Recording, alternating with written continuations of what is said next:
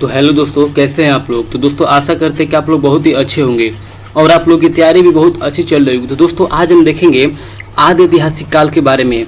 जो क्या है, जो आदि ऐतिहासिक काल है, इसके बारे में समझेंगे और बहुत ही अच्छे तरह से समझेंगे। तो चलिए दोस्तों इसको बेसिक स्ट्रक्चर को देख लेते हैं, ठीक है। उसके बाद इसके एकदम प्रॉपर टॉपिक पे चलते हैं। देखिए इसका बेसिक स्ट्रक्चर क्या है। तो इस काल में मानव द्वारा लिखी गई लिपि को पढ़ा नहीं जा सकता है, किंतु लिखित साक्ष्य मिले हैं। इस काल की जानकारी को स्रोत भी पुरातात्विक साक्ष्य ही हैं। सिंधु सभ्यता को रखते हैं, इसमें मैंने किसको रखते हैं, सिंधु सभ्यता को। तो देखिए इस काल में मतलब जो लिखा तो गया है, लेकिन इस जो लिपि में लिखा गया है उसको पढ़ा नहीं जा सकता है, ठीक है। जो इस काल की भी जानकारी इसके मतलब बारे में कैसे पता चलता है, तो पुरातात्विक साक्ष्य से ही पता चलता है।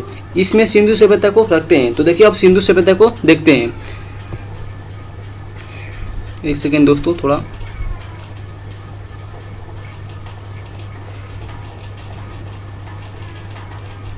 तो चलिए देखते हैं सिंधु सभ्यता।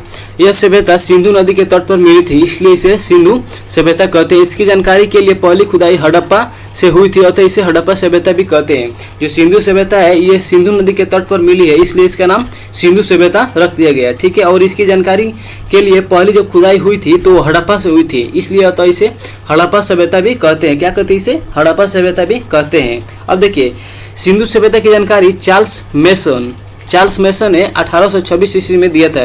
ये जो सिंधु सभ्यता है इसकी जानकारी किसने दिया था, तो चार्ल्स मेसन ने दिया था। और कब दिया था, तो 1826 में दिया था। अब आगे देखते हैं सिंधु सभ्यता सर्वेक्षण। सिंधु सभ्यता के सर्वेक्षण जेम्स कनिंघम ने 1853 में किया था। कब किया था, तो 1853 में किया था इसका सर्वेक्षण। सिंधु सभ्यता 13 लाख वर्ग किलोमीटर में फैली है। जो इसका एग्जैक्ट है क्या है, तो 12,99,400 किलोमीटर वर्ग किलोमीटर है। तो अब देखिए आगे देखिए, लॉर्ड कर्जन 1904 ईस्वी में पुरातत्व विभाग की स्थापना किया था। जो लॉर्ड कर्जन था क्या किया था, तो पुरातत्व विभाग की स्थापना किया था। और कब किया था, तो 1904 ईस्वी में किया था। जिसके महानिदेशक सर जॉन मार्शल थे। जिसके महानिदेशक कौन थे, तो सर जॉन मार्शल थे। सिंधु सभ्यता का नामकरण जॉन मार्शल ने किया था। जो सिंधु सभ्यता है इसका नामकरण किसने किया था, तो जॉन मार्शल ने किया था। किसने किया था, तो जॉन मार्शल ने किया था। सिंधु सभ्यता की पहली खुदाई दयाराम साइन ने किया था, जो 1921 में किया था हड़प्पा सभ्यता को। क्या किए थे, तो दयाराम साइन ने किए थे, जो हड़प्पा सभ्यता का किया था। जो सिंधु सभ्यता है इसका आकार त्रिभुजाकार है। क्या है, त्रिभुजाकार में यह फैली हुई है। सिंधु सभ्यता विश्व की पहली शहरी सभ्यता थी। जो सिंधु सभ्यता थी वो क्या थी, विश्व की पहली शहरी सभ्यता थी। इसका विकास 2500 ईसा पूर्व से लेकर 1750 ईसा पूर्व तक हुआ था। इसका विकास कब हुआ था, तो 2500 ईसा पूर्व लेकर 1750 ईसा पूर्व तक इसका विकास हुआ था। अब देखते हैं जो पूर्व है, पूर्व में आलमगीरपुर है, जो हिंडन नदी के स्थित है, किनारे हैं, यानी कि हिंडन नदी के किनारे हैं। और पश्चिम में सुतका गेंडोर जो दास्क नदी के किनारे हैं। उत्तर में मांडा है जो चिनाव नदी के किनारे हैं। और दक्षिण में परवरा नदी के किनारे हैं, जो देमाबाद है। अब देखिए आगे देखते हैं।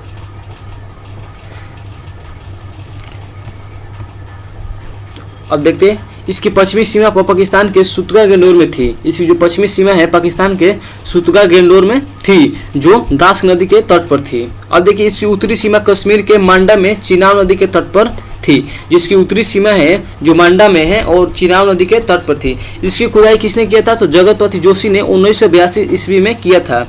जो इसकी खुदाई है किसने किया था, तो जगतपति जोशी ने किया था। और कब किया था, तो 1982 में किया था। अब आगे देखते हैं इसकी पूर्वी सीमा उत्तर प्रदेश के आलमगीरपुर में थी, जो हिंडन नदी के किनारे थी। और इसके खुदाई यज्ञदत्त शर्मा के नेतृत्व में किया गया था।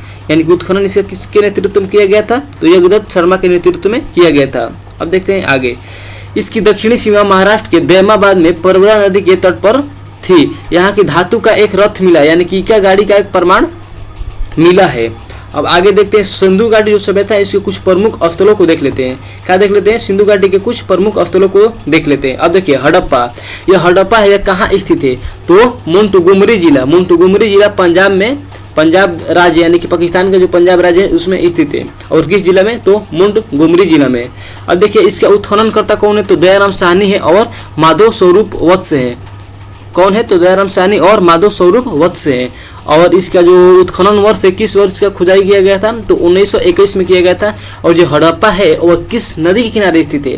तो यह है रावी नदी के तट पर स्थित है। अब देखिए मोहनजोदड़ो, मोहनजोदड़ो कहाँ है? तो लकराना जिला में स्थित है और सिंध पंजाब में स्थित है, सिंध प्रांत में स्थित है। और इसका खोज किसने किया था? तो राखल दास बनर्जी ने किया था। किसने किया था? तो राखल दास बनर्जी ने किया था। और कब किए थे? तो 1922 ईस्वी में इसका खोज किए थे। और जो मोहनजोदड़ो है वह किस नदी के तट पर है? तो यह सिंधु नदी के तट पर स्थित है। अब देखिए कालीबंगा या कालीबंगन, ये हनुमानगढ़ जिला राजस्थान में स्थित है। और इसका उत्खननकर्ता कौन है? तो बीके लाल और बीके थापड़ है। अब देखिए इसका उत्खनन वर्ष कब हुआ था? तो 1961 से लेकर 1969 तक हुआ था। और यह घग्गर या सरस्वती नदी के तट पर स्थित है। अब देखिए धोलावीरा कहाँ है? तो कच्छ जिला गुजरात में स्थित है। और इसका खोज किसने किया था? यानी कि उत्खननकर्ता कौन है? तो रविंद्र सिंह बिष्ट है। इसका उत्खनन कब हुआ था? तो 1990 से 1991 ईस्वी में हुआ था। अब देखिए चनहुदड़ो यह सिंध प्रांत पाकिस्तान में स्थित है। इसका उत्खननकर्ता मजमूदार है। और कब किए थे? 1931 ईस्वी में किए थे। और यह जो चनहुदड़ो है यह सिंधु नदी के तट पर स्थित है। लोथल यह अहमदाबाद जिला गुजरात में स्थित है। और इसका उत्खनन कर्ता रंगनाथ राव है। और 1955 से 1962 के इसमें इसका उत्खनन हुआ था। और यह भोगवा नदी के तट पर स्थित है। कोटडीजी जो है यह सिंध प्रांत खैबरपुर स्थान में जो है वो पाकिस्तान में स्थित है। वो फजल अहमद खान इसके उत्खनन करता है। कौन उत्खनन करता है? तो फजल अहमद खान। और 1953 में इसका उत्खनन वर्ष है। अब देखिए यह किस नदी के तट पर है? कोटडीजी किस नदी के तट पर है? तो यह सिंधु नदी के तट पर स्थित है। अब देखिए बनवाली को, जो हिसार जिला हरियाणा में स्थित है। बनवाली कहाँ है? इससे सीधा पूछेगा कि बनवाली कहाँ है? तो हरियाणा में स्थित है, मतलब ऐसे आएगा। और इसका उत्खनन किसने किया था? तो रविंद्र सिंह बिष्ट ने किए थे। बनवाली का उत्खनन रविंद्र सिंह बिष्ट ने किए थे। अब देखिए 1974 में इसका मतलब उत्खनन किया गया। और यह किस नदी पर है? जो बनवाली है किस नदी पर है? तो सरस्वती नदी, यानी कि उसको रंगोई नदी बोलते हैं। अब देखिए रोपण कहाँ है? यानी कि रोपण जिला पंजाब में स्थित है। और इसका उत्खनन करता जगदत्त शर्मा है। और 1953 से 1956 के बीच इसका उत्खनन किया गया था। और यह सतलज नदी के किनारे है। रंगपुर यह कठियावाड़ा जिला में गुजरात में स्थित है। रंगपुर क्या है? कठियावाड़ा जिला गुजरात में स्थित है। और यह रंगनाथ राव ने इसका उत्खनन किया था। और 1953 से 54 के बीच किया था। और यह मादर नदी के किनारे हैं। किस नदी के किनारे हैं? तो मादर नदी के किनारे हैं। और आलमगीरपुर कहाँ है? तो मेरठ जिला उत्तर प्रदेश में है, जो ऊपर आपको बताया गया। और जगदत्त शर्मा ने इसका उत्खनन किया और 1958 में इसका किया। और यह किस नदी पर है? हिंद नदी पर है। यह क्या है? तो यह सबसे पूर्वी स्थल है। सुतका गेंडोर यह मकराना में समुद्र के तट के किनारे स्थित है, जो पाकिस्तान में है। और ओरेल स्टाइल ने इसका मतलब खोज किया, उत्खनन किया था 1927 में। और यह दास्क नदी के किनारे, यानी कि जो सिंधु सभ्यता का सबसे पश्चिमी स्थल है। अब देखिए फुतका को यह मकराना के समुद्र तट पर है, ये भी पाकिस्तान में है। और जॉर्ज डेल्ट्स ने किया था 1962 में इसका उत्खनन। और यह शादी कोर के मतलब नदी के तट पर है। अब देखिए दोस्तों आगे देखते हैं, हड़प्पा को देखते हैं। दोस्तों ये PDF थोड़ा फट रहा है, तो आप लोग मेरे आवाज़ पर ज़्यादा फोकस कीजिएगा, ठीक है दोस्तों। अब देखते हैं आगे से, ऐसा देखेंगे कि गलती नहीं हो पाए। अब तो देखते हैं, आगे चलते हैं। हड़प्पा इसका उत्खनन किस वर्ष हुआ था? तो 1921 में हुआ था। और इसकी खुदाई दयाराम साहनी ने की। यह रावी नदी के तट पर पाकिस्तान के माउंटगोमरी जिला में स्थित है। जो हड़प्पा है इसकी खुदाई दयाराम साहनी ने की। और कब की? 1921 ईस्वी में किया था। यह रावी नदी के तट पर स्थित है। जो हड़प्पा है किस नदी के तट पर है? तो रावी नदी के तट पर स्थित है। और यह हड़प्पा स्थल कहाँ है? तो माउंटगोमरी जिला, यह माउंटगोमरी जिला में है। और ये जिला कहाँ है? तो पाकिस्तान में पड़ता है। अब देखिए पिगट में हड़प्पा और मोहनजोदड़ो को एक विस्तृत साम्राज्य की जुड़वा राजधानी कहा। क्या हुआ? तो पिगट में हड़प्पा और मोहनजोदड़ो को एक विस्तृत जो साम्राज्य होता है उसका जुड़वा राजधानी कहा। और जो हड़प्पा स्थल से जो प्रमुख वस्तुएं मिली है उसको देख लेते हैं। इसमें एक है कुम्हार की चाक, अन्नागार, श्रमिक आवास, मातृदेवी की मूर्ति, लकड़ी का ओखली, लकड़ी का ताबूत और RH-37 कब्रिस्तान, हाथी का कपाल और स्वास्तिक चिन्ह। ये हैं जो विशेष वस्तुएं हड़प्पा से मिली है। क्या मिली है? ये सब विशेष वस्तुएं हैं। अब देखिए चांदी का सर्वप्रथम प्रयोग हड़प्पा के लोगों ने किए थे। जो चांदी का सर्वप्रथम प्रयोग किसने किया था, तो हड़प्पा सभ्यता के लोग ने ही किए थे। अब देखिए मोहनजोदड़ो को देखते हैं। मोहनजोदड़ो इसकी खुदाई कब हुआ था, तो 1922 में हुआ था। यहाँ पर कुछ एरर है, इसकी खुदाई कब हुआ था, 1922 में हुआ था। इसकी खुदाई सन 1921 दिया है, लेकिन इसमें 22 होगा क्योंकि ऊपर आप लोगों को दिखाया गया था। आप लोगों को दिखा दे दो दोस्तों, एक सेकेंड रुक जाइए। देखिए ये मोहनजोदड़ो है, इसको थोड़ा सा जूम आउट कर देते हैं। देखिए ये मोहनजोदड़ो है और इसका खुदाई कब हुआ था, तो 1922 में हुआ था। तो आगे चल के देख लेते हैं हम। इसकी खुदाई 1922 में की ईस्वी में है और राखल दास बनर्जी ने की थी। यह पाकिस्तान के लखनऊ जिले में स्थित है। यह सिंधु नदी के तट पर है। कहाँ है, तो यह पाकिस्तान के लखनऊ जिले में है और यह सिंधु नदी के किनारे पर स्थित है। अब देखिए सिंधु सभ्यता का सबसे बड़ा शहर है, जो सिंधु सभ्यता है उसका सबसे बड़ा शहर कौन है, तो मोहनजोदड़ो है। यह मृतकों का एक बहुत बड़ा टीला है। क्या है, मृतकों का बहुत बड़ा टीला है। सीधा क्वेश्चन आएगा कि मोहनजोदड़ो को शाब्दिक अर्थ क्या है, तो मृतकों का टीला होगा। अब यहाँ से देखते हैं कुछ, मतलब यहाँ से भी जो विशेष वस्तुएं मिली है उसको देख लेते हैं। तो पुरोहित आवास मिला है। क्या मिला है, पुरोहित आवास मिला है। घर में कुआं, विशाल अन्नागार और सूती वस्त्र, स्वास्तिक चिन्ह, सफेद चौड़ी सड़क, सभागार मिला है और पशुपति शिव, कांसे की नर्तकी और तांबे की ढेर। यहाँ से ये सब वस्तुएं मिली है जो आपको याद रखना है, क्योंकि ये सीधा डायरेक्ट पूछ देता है कि मतलब जो पशुपति शिव का जो मूर्ति मिला है वो किस स्थान से मिला है, तो आपको लगाना है मोहनजोदड़ो। ठीक है। अब देखिए मोहनजोदड़ो का अन्नागार सिंधु सभ्यता का सबसे बड़ा भवन या इमारत है। जो मोहनजोदड़ो का अन्नागार है वो सिंधु सभ्यता का सबसे क्या है, तो सबसे बड़ा भवन या इमारत है। अब देखिए स्वास्तिक मुहर सर्वाधिक मोहनजोदड़ो से मिला है। जो स्वास्तिक मुहर है क्या मिला है, सर्वाधिक मोहनजोदड़ो से मिला है सबसे ज़्यादा, और इसका निर्माण सिलखड़ी से हुआ है। और ये जो मुहर है इसका निर्माण किससे हुआ है, तो सिलखड़ी से हुआ है। अब देखिए चनहुदड़ो को देख लेते हैं। इसकी खुदाई 1931 में हुआ है। ठीक है।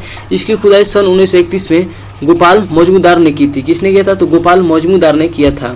यह पाकिस्तान के सिंधु नदी के तट पर स्थित है। ये जो चनहुदड़ो है कहाँ है, तो पाकिस्तान के सिंधु नदी के तट पर स्थित है। अब देखिए एकमात्र शहर है जो दुर्ग रहित है। यही एक सिर्फ शहर है जो क्या है, दुर्ग रहित है। यह एक औद्योगिक शहर है। क्या है, तो यह सिंधु सभ्यता का एक चनहुदड़ो जो क्या है, औद्योगिक शहर है। यहाँ से क्या क्या मिला है, तो दोस्तों यहाँ से चनहुदड़ो से आपको याद रखना है जो मेकअप की सामग्री होती है वह मिली है यहाँ से।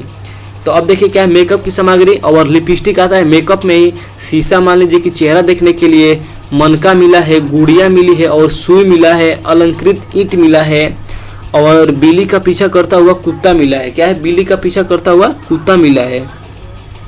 अब आगे देखते हैं किसको, तो रोपण को देख लेते हैं। इसकी खुदाई कब हुआ था, तो 1953 में। और इसकी खुदाई किसने किया था, तो यज्ञदत्त शर्मा जी ने किए थे और पंजाब के फतेहगढ़ नदी के किनारे स्थित है। तब देखिए इसकी खुदाई यज्ञदत्त शर्मा ने 1953 में किया था और यह पंजाब के सतलज नदी के किनारे स्थित है। अब देखिए यहाँ से मानव के साथ साथ उसके पालतू जानवरों का भी शव मिला है। क्या मिला है, मानव के साथ साथ उसके पालतू जानवरों का भी शव मिला है। ऐसे ही शव नौपाषाण काल में जम्मू कश्मीर के बुर्ज हुम से मिला है। जो ऐसे क्या मिला, जो शव मिला है अभी यहाँ से ऐसे ही शव जम्मू कश्मीर के बुर्ज हुम से मिला है। अब देखिए बनवाली, इसकी खुदाई रविंद्र सिंह ने की। यह हरियाणा में स्थित है। इसके समीप रंगोई नदी है। यहाँ जल का निकासी की व्यवस्था नहीं थी, जिसके कारण घरों में सोखता मिला है। बनवाली देखिए इसकी खुदाई किसने किया था, तो रविंद्र सिंह ने किए थे और यह हरियाणा में स्थित है। बनवाली कहाँ है, तो हरियाणा में स्थित है। इसके समीप रंगोई नदी है। जो इसके अगल बगल कौन सी नदी है, तो रंगोई नदी है। यहाँ से जल का निकासी की व्यवस्था नहीं मिला है। जो जल के निकालने की व्यवस्था है, नलियाँ यहाँ से नहीं मिली है, जिसके कारण क्या मिला है, घर में सोखता मिला गया है। अब देखिए यहाँ की सड़कें टेढ़ी मेढ़ी थी। आमतौर पर सिंधु सभ्यता की जो सड़कें थी वो क्या थी, तो सीधी थी, यानी कि वो एक दूसरे को समकोण काटती थी। लेकिन जो यहाँ की सड़कें हैं वो क्या है, टेढ़ी मेढ़ी मिली है। अब देखिए कालीबंगा को देखते हैं। इसका अर्थ होता है काली मिट्टी की चूड़ी। कालीबंगा का अर्थ क्या होता है, तो काली मिट्टी का चूड़ी होता है। यहाँ से अलंकृत ईंट क्या मिला है, यहाँ से अलंकृत ईंट मिला है, चूड़ी मिली है और जोता हुआ खेत मिला है, हल एवं हवन कुंड मिले हैं। यहाँ से कालीबंगा से यह सब चीज़ें मिली है। अब देखिए आगे, यह राजस्थान के सरस्वती यानी घग्गर नदी के किनारे हनुमानगढ़ जिले में स्थित है। कहाँ है, तो यह राजस्थान में है और सरस्वती नदी के तट पर है और यह हनुमानगढ़ जिले में स्थित है। इसकी खोज आलमानंद घोष ने की थी। इसकी जो खोज है किसने किया था, तो आलमानंद घोष ने की थी। और इसकी खुदाई बीके थापड़ और बीबी लाल ने किया था।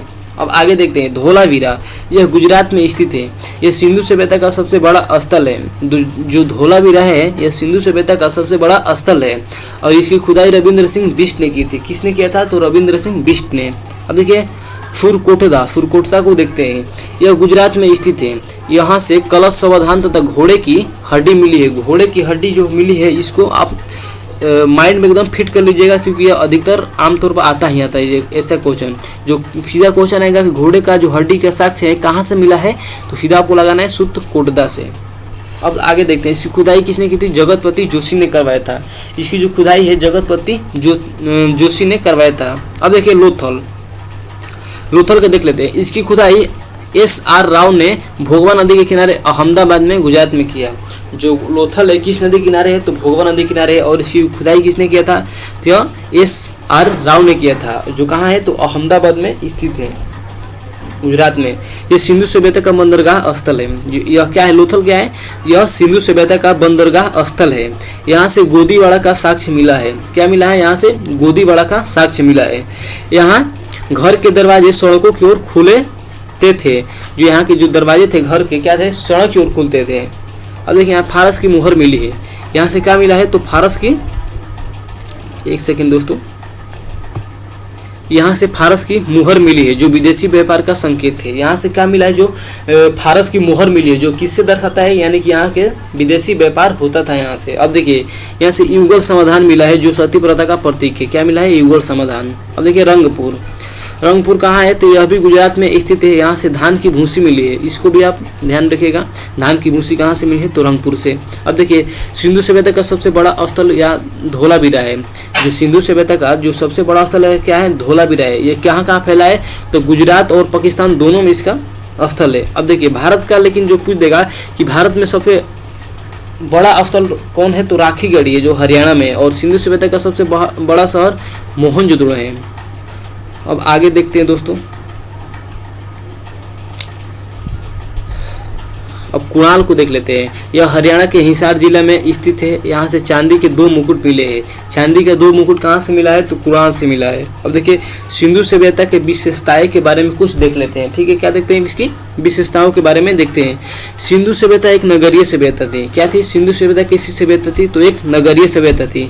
यहाँ की सड़कें एक दूसरे के समकोण पर काटती हैं। यहाँ की जो सड़कें हैं एक दूसरे को क्या करती है, समकोण पर काटती है तथा ये पूर्व पश्चिम की दिशा में थी, जिससे हवा द्वारा सड़क स्वतः साफ हो जाती थी। यहाँ की जो सड़कें थी एक दूसरे को 90 डिग्री के कोण पर काटती थी और ये यहाँ की सड़कें किस दिशा में थी, तो पूर्व से पश्चिम दिशा में थी, जिससे हवा जब चलता था तो क्या होता था, तो अपने आप साफ हो जाती है, सड़कें हो जाती थी।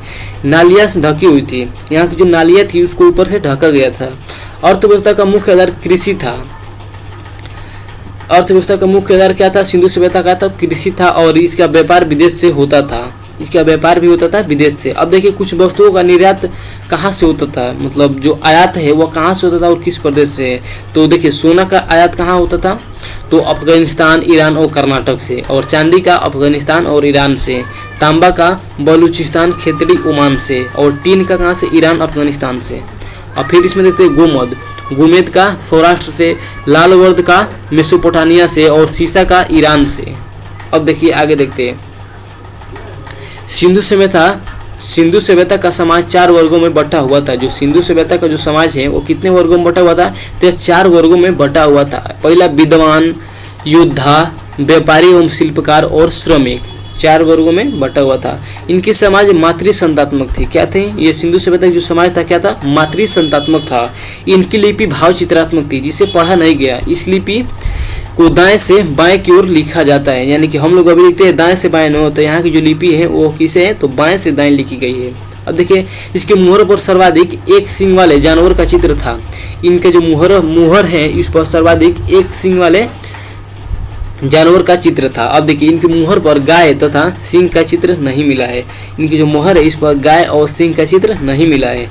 हड़प्पा सभ्यता के मुहरों में सेलखड़ी का मुख्य रूप से किया गया था। क्या किया था? मूल रूप से सेलखड़ी का। अब देखिए सिंधु सभ्यता के लोग लोहे से परिचित नहीं थे। जो सिंधु सभ्यता के लोग थे वो क्या थे? लोहे से परिचित नहीं थे। यहाँ माप तोल के लिए न्यूनतम बाट 16 kg का था। यहाँ मतलब कुछ चोखने के लिए क्या था? जो सबसे कम वजन का था उसको क्या था? 16 kg का बाट था। अब देखिए सिंधु सभ्यता के लोग युद्ध या तलवार से परिचित नहीं थे। यहाँ के जो लोग थे वो युद्ध नहीं करते थे और तलवार से भी परिचित नहीं थे।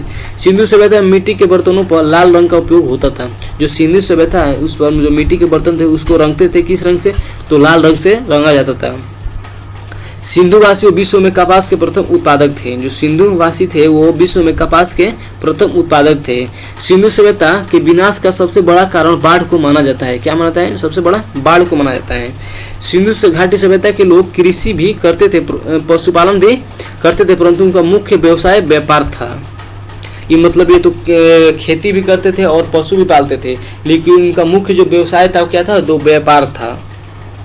अब देखिए मतलब सिंधु घाटी के पतन का मुख्य कारण क्या है? तो बहुत से विद्वानों ने अपनी अपनी राय दी है, तो उनको देख लेते हैं। गार्डन, चाइल्ड्स एवं व्हीलर, इन लोगों के अनुसार मतलब पतन का कारण क्या था? तो बाह्य एवं आर्यों के आक्रमण। ठीक है। अब देखिए जॉन मार्शल, अर्नेस्ट एवं SR राव ये बाढ़ को अपना कारण बताते हैं सिंधु सभ्यता का विनाश का। अब देखिए ओरेल ऑस्टेन, अमलानंद घोष ये जलवायु परिवर्तन को बताते हैं। MR साहनी या भूतात्विक परिवर्तन या जल पलावन के बताते हैं। जॉन मार्शल प्रशासनिक स्थिरता बताते हैं। KUR कनेडी या प्राकृतिक आपदा बताते हैं, जैसे कि मलेरिया महामारी। अब देखते हैं मेसोपोटामिया की सभ्यता। यह 10,000 ईसा पूर्व पुरानी सभ्यता थी। इस सभ्यता का इसके विकास टिग्रिस एवं यूफ्रेटिस नदी यानी कि दजला फरात नदियों के मध्य हुआ था। कहाँ हुआ था? तो दजला फरात नदियों के बीच हुआ था। अब देखिए यहाँ की मिट्टी अत्यधिक उपजाऊ थी। यह सभ्यता ग्रामीण थी। ये जो मेसोपोटामिया सभ्यता की मिट्टी थी क्या थी? तो एकदम अत्यधिक उपजाऊ थी। ठीक है। और यह सभ्यता ग्रामीण सभ्यता थी, जो कि सिंधु सभ्यता एक नगरीय सभ्यता थी। इसकी अर्थव्यवस्था का मुख्य आधार क्या था? तो कृषि था। इसके समय मंदिरों को जिगुरत कहा जाता था। इस समय जो मंदिर थे उसको क्या कहते थे? तो जिगुरत कहा जाता था। मेसोपोटामिया सभ्यता के 4 भाग थे। अब देखिए सुमेरियन सभ्यता, बेबीलोन की सभ्यता, सीरिया की सभ्यता और कैल्डेरिया की सभ्यता। अब देखिए झूलता हुआ बगीचा बेबीलोन में स्थित है। कहाँ है? तो बेबीलोन में स्थित है। सिकंदर ने इस सभ्यता का विनाश कर दिया और इसके स्थान पर एक ग्रीक सभ्यता को थोप दिया। सिकंदर जो था क्या था? तो यह इस सभ्यता का विनाश कर दिया और इसके स्थान पर एक ग्रीक सभ्यता को थोप दिया। विश्व की सबसे पहली सभ्यता मेसोपोटामिया की सभ्यता थी। ठीक है। जबकि विश्व की पहली नगरीय सभ्यता क्या थी? जो यह सिंधु सभ्यता थी।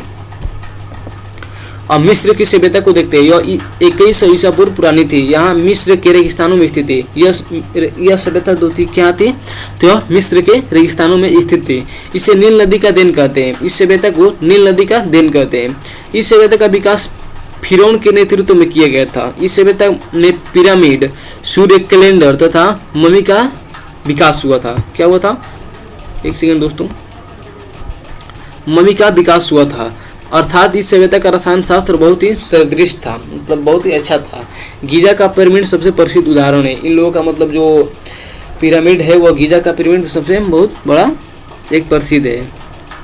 अब देखिए रोम की सभ्यता। रोम की जो सभ्यता थे यह कब है?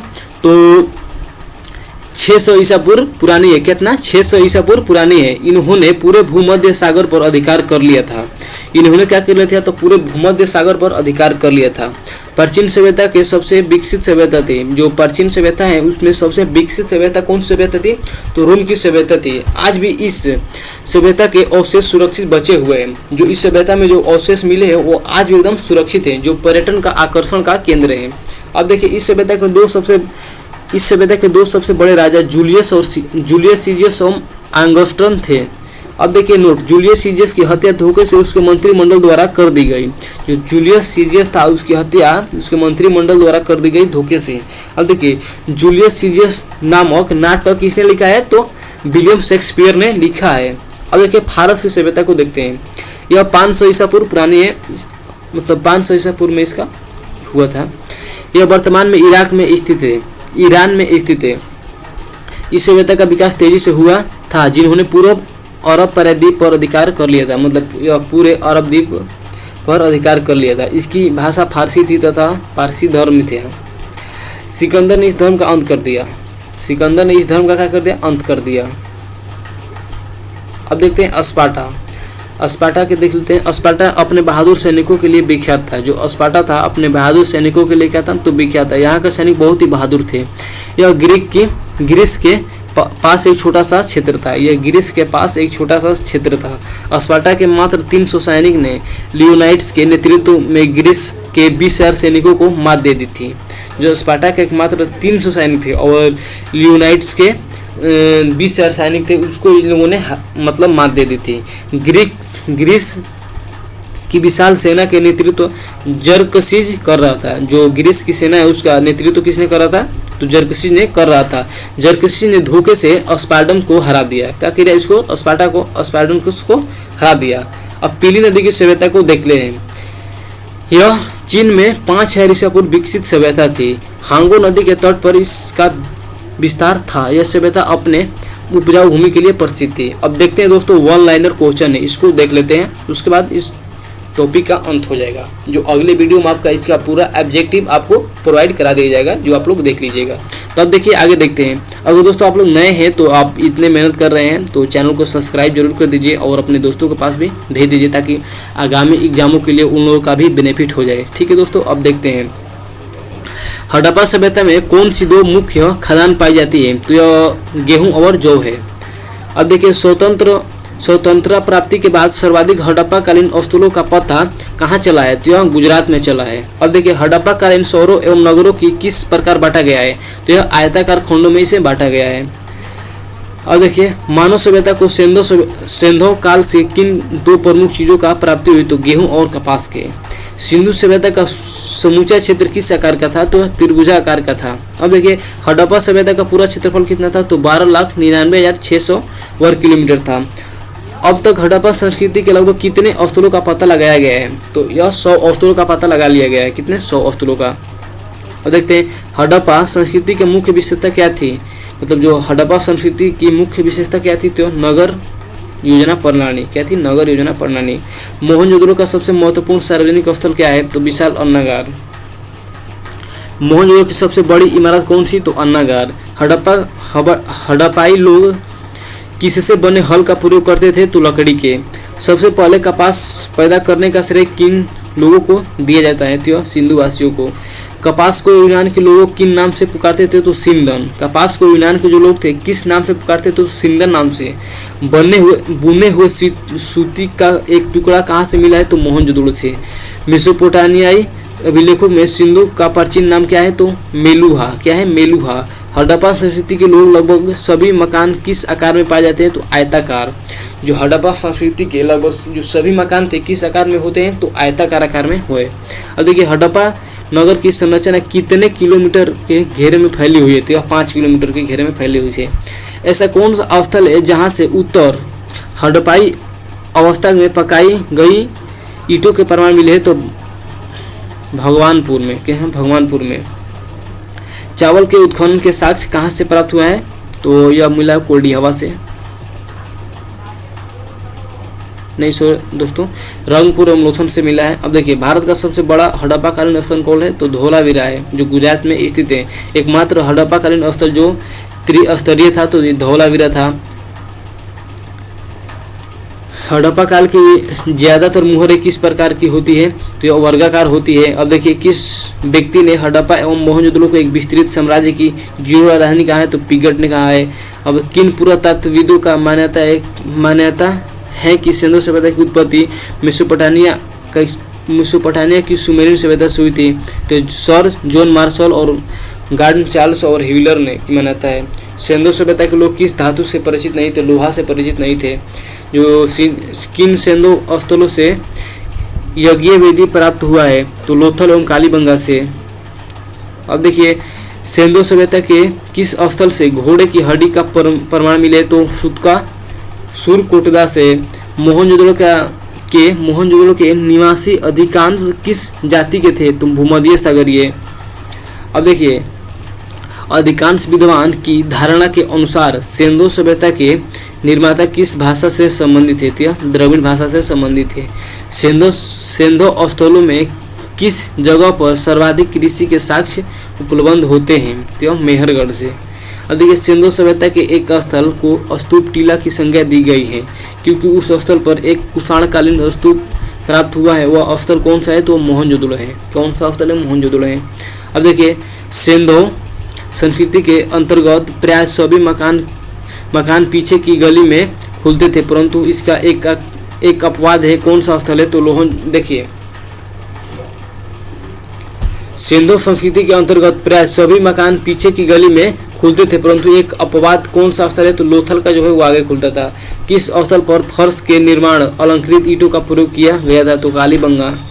सिंधु सभ्यता का ऐसा कौन सा पुरातात्विक स्थल है जो पुरातत्वविदों के मतानुसार 7 बार उजाड़ कर बसा है? तो वह मोहनजोदड़ो है। जिस टीले पर हड़प्पा का दुर्ग बना है वह व्हीलर ने किस नाम से पुकारा है? तो माउंट एबी। अब देखिए, किन इतिहासकारों का मत है कि सिंधु सभ्यता विदेशी आक्रमण व आर्यों के आक्रमण से नष्ट हुआ था? गार्डन, चाइल्ड्स और व्हीलर ने। इनका मत है कि मतलब जो विदेशी आक्रमण से उनसे इस लोगों का अंत हो गया। किस इतिहासकार ने कहा कि जलवायु में हुए परिवर्तन के कारण सिंधु सभ्यता नष्ट हुई? तो ओरेल ऑस्टाइन था। ओरेल ऑस्टाइन। अब देखिए, मानव समाज के विलक्षण है क्योंकि वह मुख्यतः आश्रित होते हैं संस्कृति पर। मानव समाज विलक्षण है क्योंकि वह मुख्यतः आश्रित होते हैं इस पर, संस्कृति पर।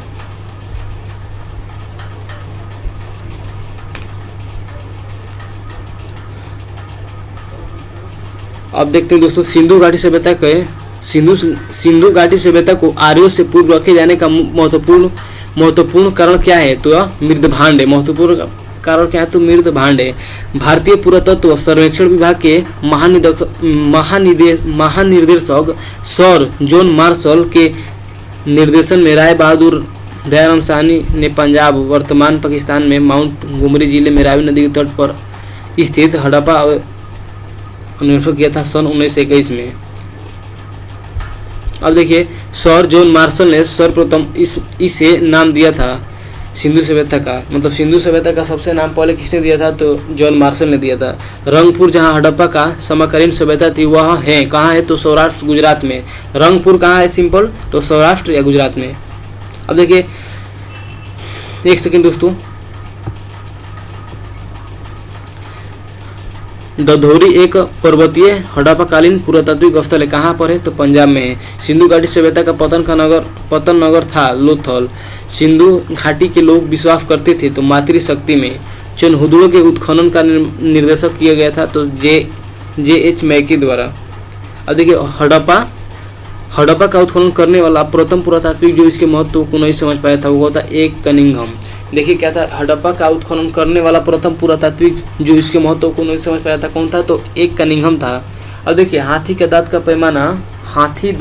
का पैमाना हड़प्पीय संदर्भ में मिला है। कहाँ से? लोथल से मिला है। हड़प्पा स्थल सलोनी के अभी हाल में उत्खनन में प्राप्त हुआ है तो मानव समाधान मिला है। अब देखिए, जिस पशु के अवशेष सिंधु घाटी सभ्यता से प्राप्त नहीं हुए वो कौन सा है? तो शेर तथा गाय। वह सभ्यता जो नील नदी के तट पर पनपी थी वो तो मिस्र की सभ्यता थी। देखिए दोस्तों, अब ये थे वस्तुनिष्ठ प्रश्न, यानी कि ऑब्जेक्टिव प्रश्न है और इसको अगले वीडियो में आप लोगों को कवर कर देंगे और दे दिया जाएगा जिससे आप लोगों को बहुत ही बेनिफिट होगा। तो दोस्तों, ये सब क्वेश्चन है, देख लीजिए। जो प्रीवियस ईयर में आया है वो उसका नाम भी लिखा गया है तो आप लोग देख लीजिएगा। हम इसको जल्दी प्रोवाइड आप लोगों को कर दिया जाएगा। तो चलिए दोस्तों, अगर आप लोग नए हैं तो जरूर चैनल को सब्सक्राइब कर दीजिए दोस्तों, क्योंकि इसमें देखिए दोस्तों बहुत से क्वेश्चन है जो लगभग आपको दिखा देते हैं कितना क्वेश्चन है इसमें, जो आप लोगों को बहुत ही बेनिफिट होने वाला है इन क्वेश्चन को देखने से, क्योंकि जो डायरेक्ट थे मतलब डायरेक्ट लड़ेगा। ठीक है दोस्तों, अब कितने क्वेश्चन है आप लोगों को हम एक बार दिखाने का कोशिश करते हैं। हाँ, तो यह 70 क्वेश्चन है। कितना क्वेश्चन है? 70 क्वेश्चन ऑब्जेक्टिव है। मतलब इसको ऑब्जेक्टिव आप लोग देख लीजिएगा तो मतलब अब इससे बाहर कुछ क्वेश्चन पूछेगा नहीं। ठीक है दोस्तों, ये मतलब सभी एग्जामों के लिए आगामी जो एग्जाम आने वाले हैं उसके लिए बहुत ही महत्वपूर्ण है। ठीक है दोस्तों, क्योंकि अब देखिए एफएम किस पदों को सिंधु घाटी से प्राप्त नहीं हुआ है, तो नहीं हुआ है किसका, तो गाय का भी नहीं हुआ है और शेर का भी नहीं हुआ है, उसमें दिखाया गया था, ऊपर दिया गया है। इसमें कब पूछा है, तो छत्तीसगढ़ पीसीएस में पूछा है, प्री में 2011 में। इस लेवल का क्वेश्चन भी इसमें पूछा गया है। ठीक है, तो चलिए दोस्तों, मिलते हैं हम लोग अगले वीडियो में, तब तक के लिए जय हिंद। और आप लोग चैनल को सब्सक्राइब और लाइक और एक कमेंट जरूर कीजिएगा कि यह वीडियो आप लोगों की कैसी लगी। ठीक है दोस्तों, इंतज़ार रहेगा। तो चलिए दोस्तों, मिलते हैं फिर अगली वीडियो में।